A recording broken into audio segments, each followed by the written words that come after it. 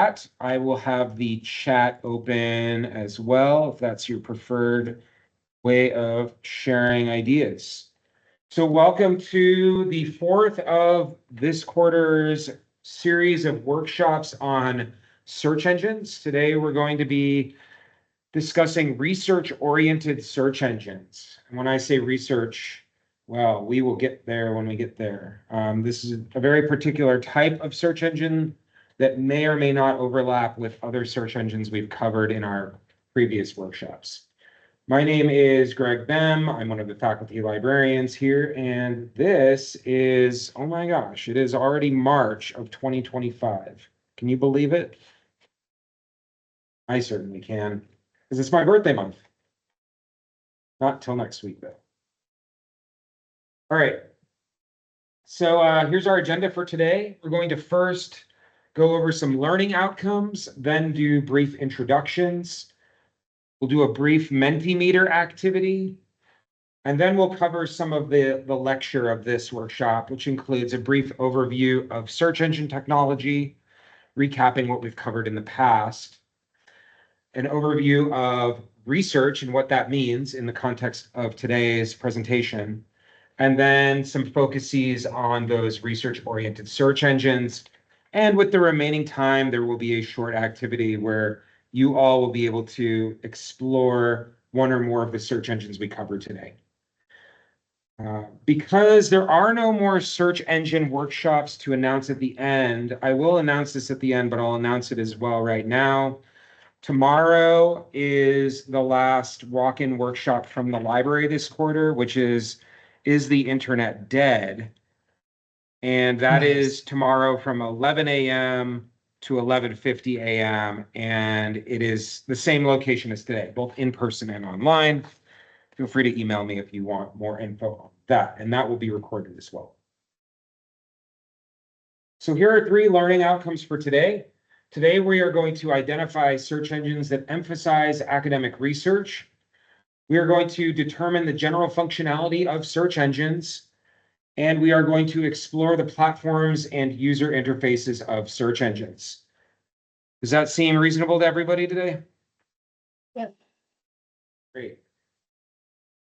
So before we dive in, let's do some brief intros. This shouldn't take too long. I know both of you, but I'm not sure if you know each other. Let's just start out by saying our name and academic program and discipline, or the area you work in. And why did you show up today? What do you hope to learn today? Who would like to start? I can start. I'm Sandra Jorgensen. I'm actually retired. I've been retired for 11 years, but I decided to go back to school to complete my degree. And my program is administrative office management, which is the field that I retired from. So I just wanted to get more knowledge on, keeping up to date on what's going on, and I'm enjoying it. That's fantastic. I love that it's lifelong learning for you. That's so wonderful. Yeah. Nice to meet you, Sandra. I'm Ben Whitmore. I work in the e-learning department. We do a lot of work supporting faculty and students with, taking place in online hybrid courses. A lot of our conversations have been around AI over the last couple of years and information literacy and how do we trust the information that we're seeing. So I kind of just wanted to get caught up a little bit and then see what my buddy Greg's been up to in his brain the last little bit of time. Thanks, Well, Ben. nice Thanks for your you. intro. And welcome, Jennifer. You're back. You're my fan club. Love to I'm see you sorry, here. I was all ready to join you, and then I got busy with a student. Sorry I'm late. Totally fine. Do you want to introduce yourself or? Sure. My name is Jennifer Miller. I'm the library technician here in the Colville Center, and I am here because I do not know enough about this topic to be comfortable. So that's why I'm here. Excellent. I hope you get what you need from this session today, and I'm always around to chat more after this session too. So for those of you that know me and know my search engine workshops, we're going to do a Mentimeter activity. Mentimeter is an online platform, so you can either use your phone and scan the QR code right now, or you can wait about a minute and I will put the link in the chat, or the code in the chat, but we're going to go to menti.com. That's our overall goal today. And no worries if you are not sharing a different screen here. There we go. Okay. No worries if you weren't able to get the QR code that quickly. We will have that open here again. All right, people are already responding. That's fantastic. So we're going to do a few questions today, and then we'll come back later in the presentation to finish. But just so that you are, where did my chat go here? Great teams. Okay. So if you need the code 29522755, and that is at menti.com. And I think I can also show the QR code on the screen. So our first question for this activity is, which of these search engines have you heard of? These are the search engines we're going to be looking at today. If you were in a previous session with me, then you know we have already long since covered Google and Bing and Brave and DuckDuckGo and the many other examples that we've explored all quarter long. Today, we're going to be looking at these new ones. And I hope they're new for a lot of folks, but I am seeing that folks have heard of Elicit and Semantic Scholar and Seeker. That's great. Our next question is, which have you used? So we're slowly progressing. We know what you heard of. If you haven't used any, that is fine. That's great, actually. I'm not seeing any responses there, so let's keep going. This is a broader question. This is for me to get a sense of other tools that you might associate with research, the concept of research, as you define it. When we do research at the college or in college or here at SEC or wherever you may be today, what type of tool did you use to get that research work done? I'm not going to spoil anything. I want to hear it in your words. So we'll give about 30 seconds for this answer. It can be anything. A to Z databases. Databases. I got to write that one down.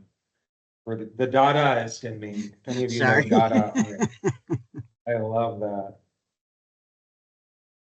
College library databases. Just started utilizing the library resources. Before that, I used internet searches. Google Scholar, that's great. Okay.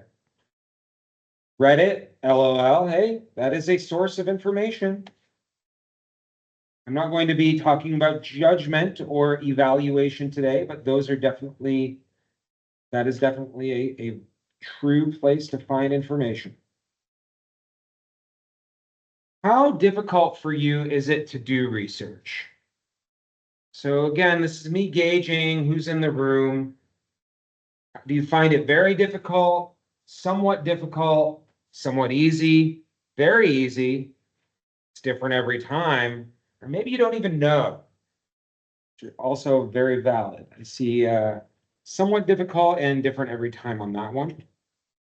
Great. So keep those ideas and questions in your mind because there's a reason I asked them.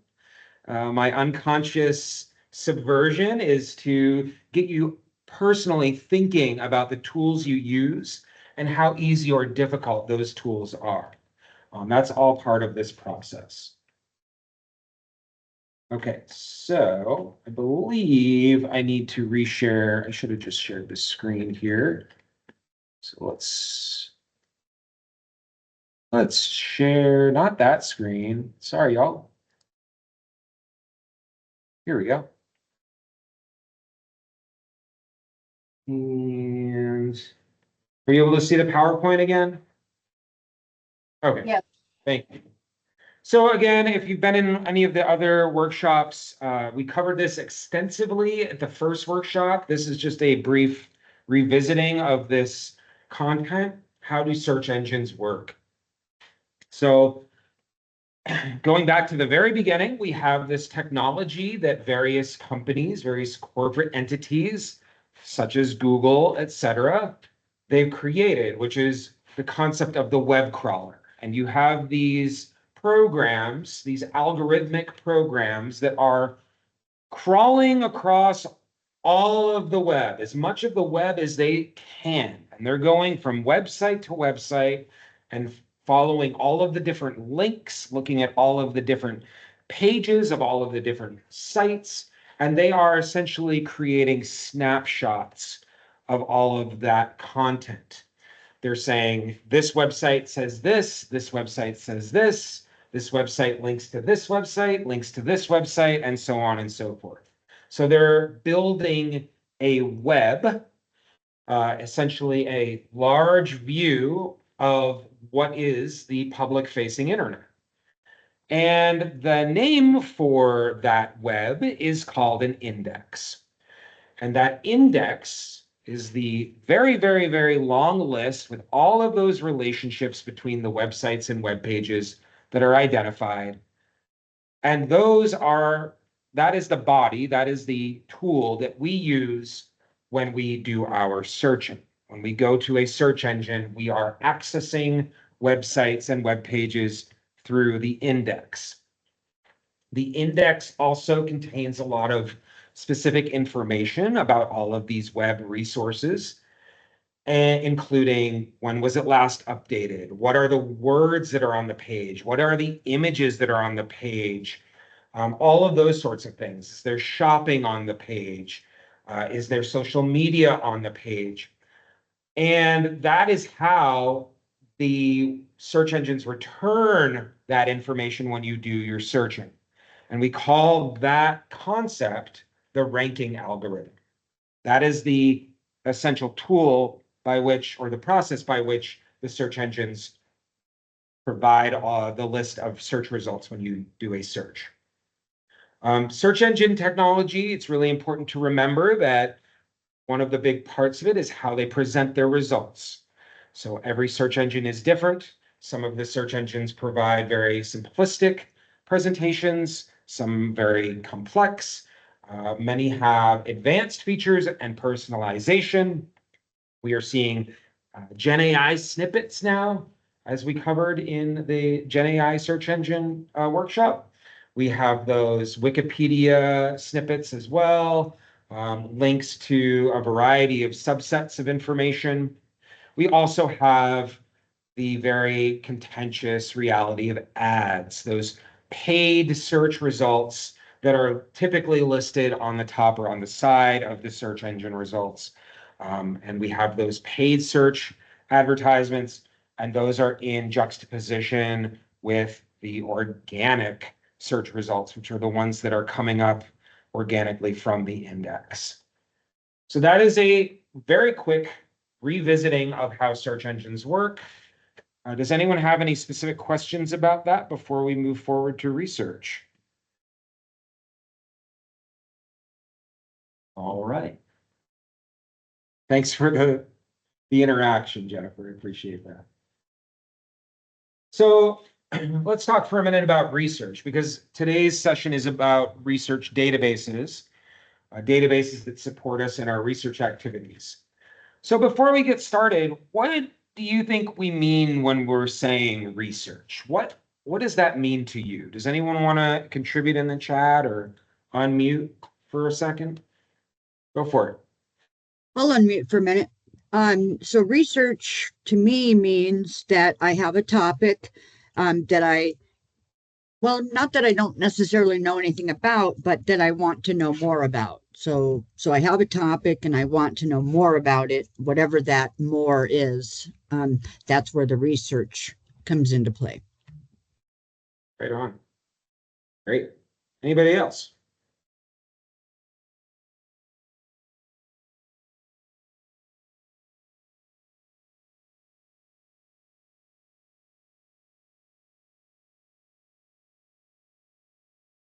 I think one thing to remember with research is going back to that previous Menti slide, it could be different every time.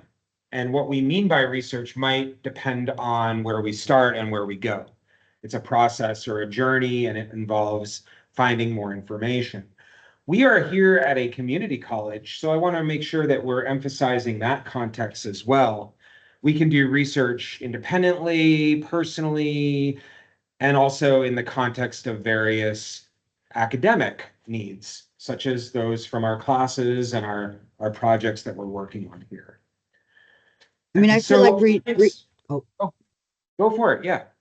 I just was going to say, I feel like research is really dependent on the why, like why you are researching, whether it's academic or personal, or a lot of times for me, it's about finding intersections. I have a topic, but I want to know what the different intersections that are relevant. So it definitely is dependent on what you're researching for. That's fantastic. Those intersections or connections, a lot of our databases provide tools that can show you how subject terms, for example, are connected, and almost provide another type of map, an ontology of how the world relates to itself. And I think that you're onto something with that, Jennifer. The reality is that when we talk about research, sources for our research needs, finding sources for our research needs is complex. We could say we're going to go to Reddit or TikTok or Blue Sky or whatever to find social media sources.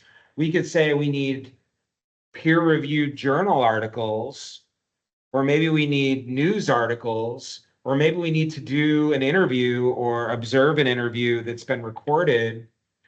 There's a wide spectrum, right? And being able to generalize on what research is very difficult. Those source types can vary greatly.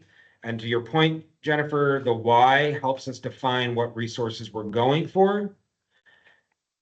And I think it's important to recognize that in a college environment or higher ed environment, historically and traditionally, what research looks like is going after those scholarly resources. And those are the resources that are published in research journals. So many of those are peer-reviewed. Many are open access, meaning they're free to the public. And that's what we're going to be focusing on today. But I do point this out because the reality is, with the scholarly resources that we have, they are changing every day. They're getting more inclusive and representative of different voices. But historically and traditionally, these have been very exclusive publications.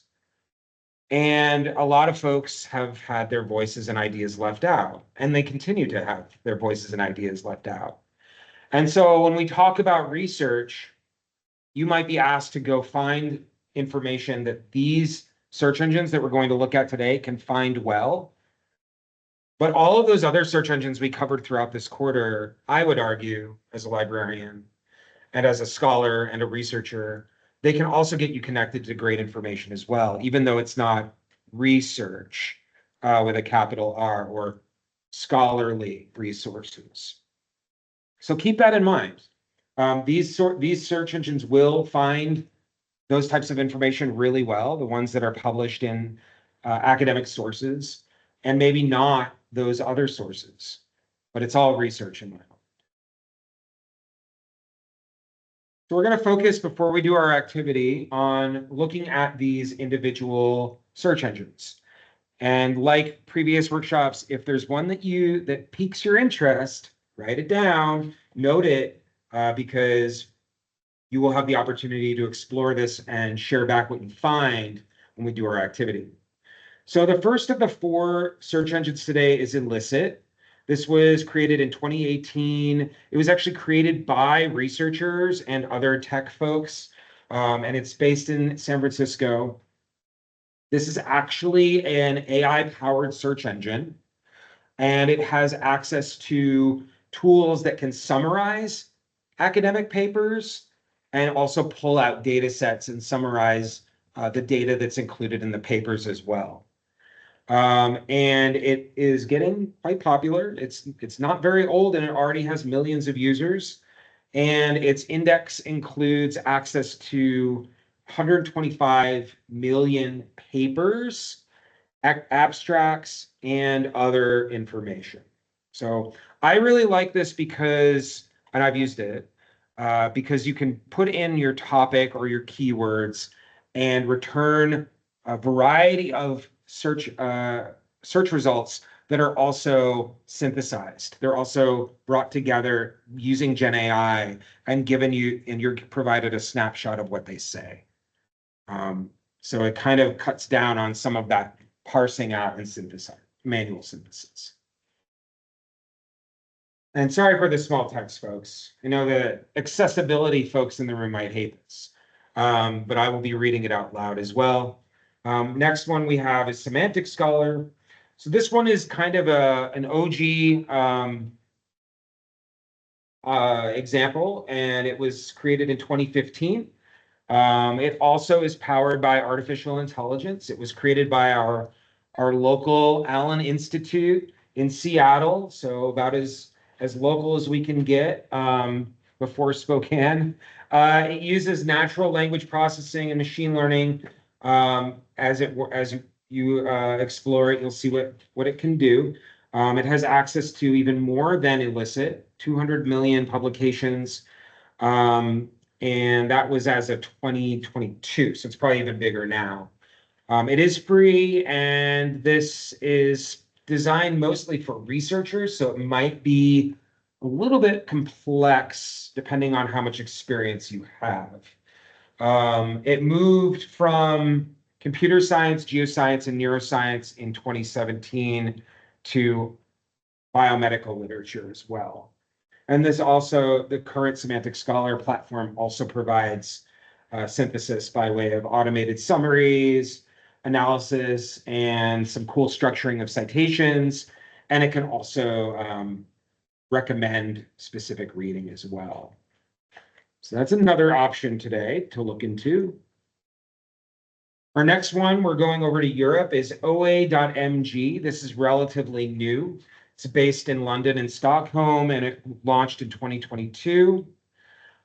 It has access in its index to over 245 million papers, and 42 million of those are open access. And I briefly covered what open access was a minute ago with the research slide, but that basically means it's been licensed so that the public can read it. That's the simplest summary of open access today. Similar, it uses various machine learning to provide relevant papers and its results. And its idea, its like mission, is to make research freely accessible. So I really like it in that sense. It's trying to make it easier for us to access the research that's being done and published. Going back to Jennifer's point earlier about connections, it has this tool called Litmaps, which is a visualization of mapping articles that are related to each other. And you can also get a plugin for Microsoft Word. If you use Word and you want to try to do all your work in Word, that's cool. A feature that just came out a couple months ago. And the final tool that we're going to look at today is called Seeker. This is also relatively new. It launched initially in 2022, but it kind of did these micro revolutions in 23 and 24. This is based here in the US as well, in Vienna, Virginia. It offers tools for evaluating and for content evaluation, generation, and trustworthy AI development. So you'll be able to see when you use it, if you explore it, what that means, how it actually evaluates information that it's looking at. It also has an interesting way of looking at political bias. So if you're interested, take a look at that. Feel free to report back on what it's doing with identifying various biases. And because it's AI powered, part of it is trying to be more responsible and transparent with AI, aiming to make the web safer and more valuable. That's part of its mission. So I will say Seeker is slightly different. It's connected to broader information in general, but because it is connected to, its index is connected to a lot of the information that we look at typically when we're doing academic research. I wanted to include it as an option here. Okay, so we have about 15 minutes to dive in. I would love for you to consider one of those tools and explore it. And just like with previous workshops, if you aren't really aware or sure of what to search for, think of a personal interest, or even just look up information about good old Spokane, Washington, and see what the search engine can bring to you. I want you to note the qualities and features of the search engine and what type of results you get when you do your searching. When we get done in about 14 minutes now, we will share back and we'll close with the final slides on the Menti. And in the meantime, I am here if you have questions or comments.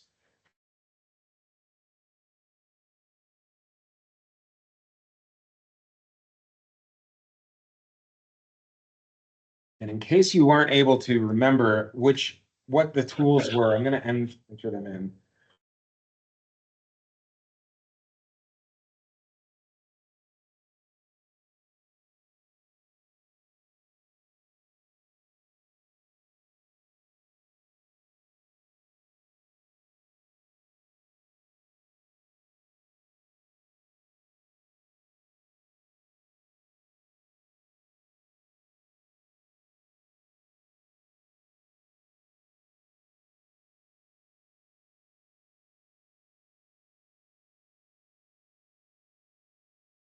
All right, thank you so much, Ben. Talk to you later.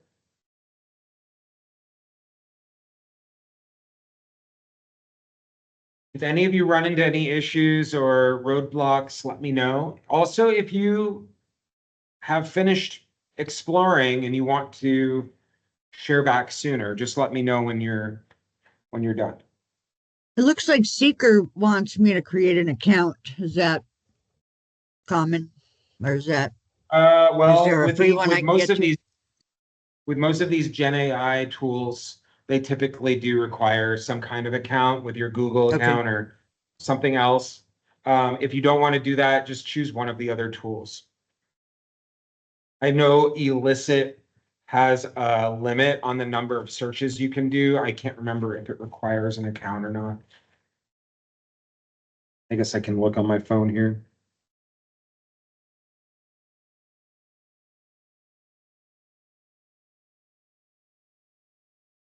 Just for time purposes, I don't want to have to stop and do that. I hear you. Yeah.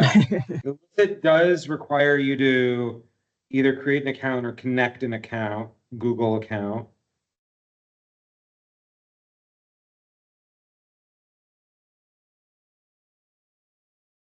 Well, I'll stick on Semantic Scholar for now. No account Sounds needed. good. Sounds good. Thanks for letting me know.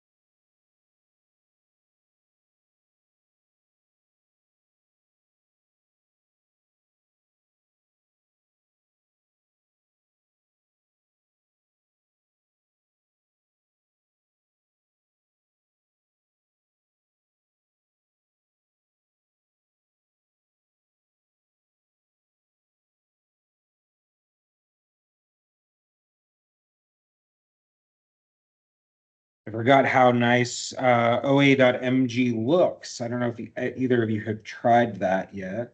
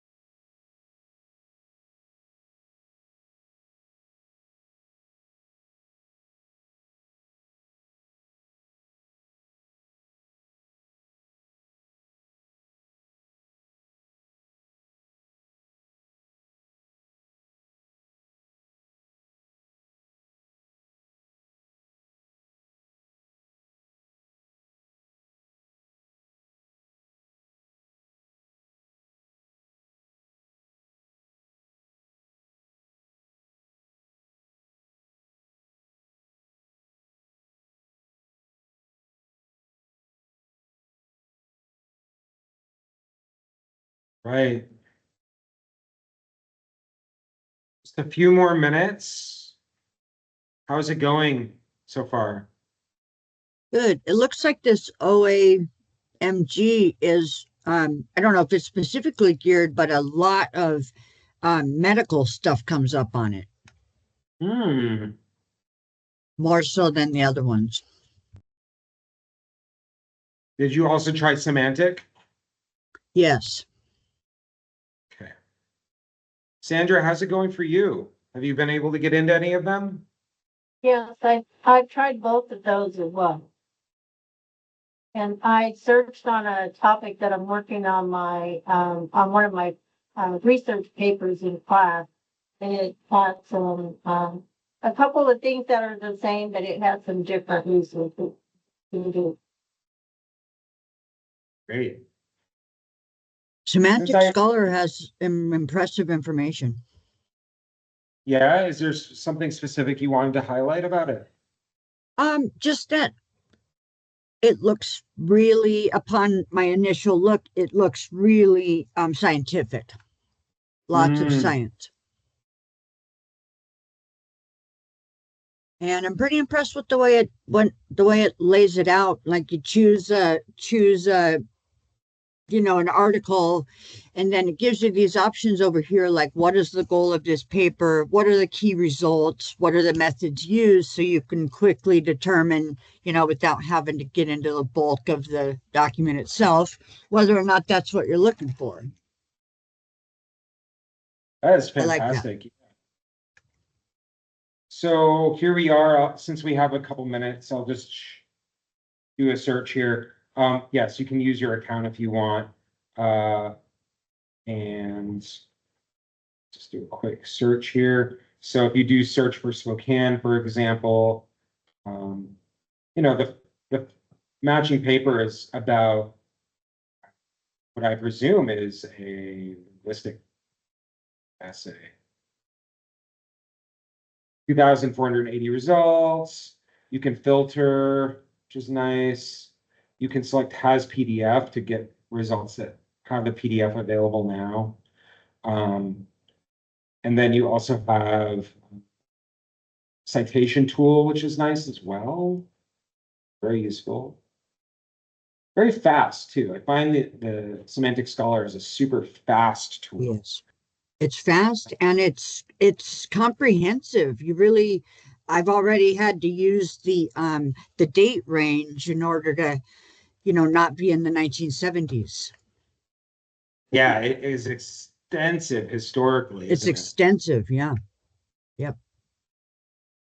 Um, so yeah, that's semantic. And then what about this toolbar is in the way here? OA.mg. So this is another one that we covered. Also very fast. One thing I like about OAMG is provides the metadata really It does. clearly, like it tells you Yep. the publication, tells you the author. It also gives you how many times it was cited, Mhm. which, as we know, if we've ever learned about citations, it can tell you how popular an article is. It isn't the end all be all for evaluation, but if it's being referred to by other publications, it must have said something to get the attention of other academics in that area. The That's good to filters are know. nice. Go ahead. I'm sorry, I said that's good to know. Mhm. Yeah. I'm noticing, yeah, a lot of science and health journals A in lot of this science and page. health. Yep. I mean, And right as off I the bat, mentioned, I appreciated that there's articles about addiction in elderly populations, anywhere from that to stuff going on in our air pollution and our water pollution. It's just really comprehensive, yeah, easy to read, easy to look through. has a nice citation generator here as well. Let's take a look at Litmap, see how that works, since we have a second here. This again was, as I mentioned, this is their visualization tool. I actually haven't really used it that intensively. But it does seem to be working. So yeah, this is gonna look a little bit wild since we haven't looked at it yet. But this is the tool Litmaps, which basically visualizes where these sources are connected, and you can see that it talks about shared citations, common authors, and similar text. So it uses AI to like analyze the text and then connect it to other articles that might have something to do with the article that you're starting at for Litmaps. And then you can explore, like you can visually explore and look at the abstracts for these articles that are connected to your original article, this one. I think if I am guessing correctly, the bigger the circle, the more relevant or similar the article. If you hover over one of these other articles in the map, it also shows you where these other articles are connected. So this one that we're on is connected to all of these. If we look at this one above, this Elsner 2010, it shows that it's connected to some of the same articles as well as additional articles. Oh, sure. Anytime. Yeah, just leave them there. Have a good So you can afternoon. kind of track the way the research is being published and the citations are connected, which is kind of interesting. Okay, any other thoughts on either of these tools that we looked at or the other tools before we move to the Menti? No, So let's close with going back to the Menti. And if you had it open in your browser, you should be able to get back pretty easily. And let's do a few final questions. So based on today, what you've learned from me, as well as what you explored on your own, which of the following do you think you'll use on your next research project or the next time you want to do research? Okay, it looks like the two that were demonstrated today, Semantic Scholar and OA.mg, that's good to know. And what inspired your choice or choices on the last slide?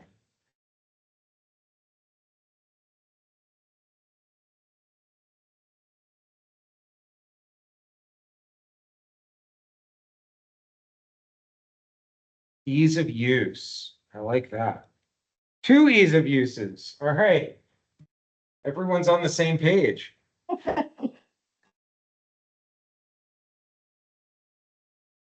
Right, so that is the end of the Menti, and then I think that's basically the end. Okay, not quite yet. So I want you to remember that when we do research here at the college, just like I said earlier, that research can be a variety of sources. It could be something that's in a book in the library. It could be an interview with a professional. It could be searching the web or looking at the sources in a Wikipedia article or using really anything. When we're looking for academic resources, remember that there's also Primo, which is our library search platform, as well as the library databases. Those are the traditional places that the librarians have sent students to look for information. And then, of course, Google Scholar, which is similar to what we looked at today, especially similar to Semantic Scholar and OA.mg, providing you access to a lot of articles that are in the index that Google has. So there's always a plethora of tools. And one of the biggest questions is where to look. And I think that point of the tool being having ease of access or ease of use is one of those qualities that helps determine where we're going to look or where we're going to start. So I will just remind folks that it's the end of the quarter and you'll all be receiving a feedback form for all of the workshops in one email. You are invited to share your feedback there. And I'm also going to preview one of the questions that's on that form right now, which is, what workshops would you like to see? So I come up with a lot of ideas in my head, but I love to hear about the ideas that all of you have as well. So be thinking about that when you get the feedback form. Consider throwing out some ideas. I'm always happy to do broad ideas, specific ideas, introductory ideas, complex ideas, whatever students and employees really want from me, I'm happy to do. So be thinking about that. And with that, we are at the end of our workshop today. So thank you so much for being here. Thank you. Thank you so much, Appreciate it. Greg. Yeah, that was a really You're good welcome. workshop. Until next time, have a great day. Be in touch. See you soon. Bye.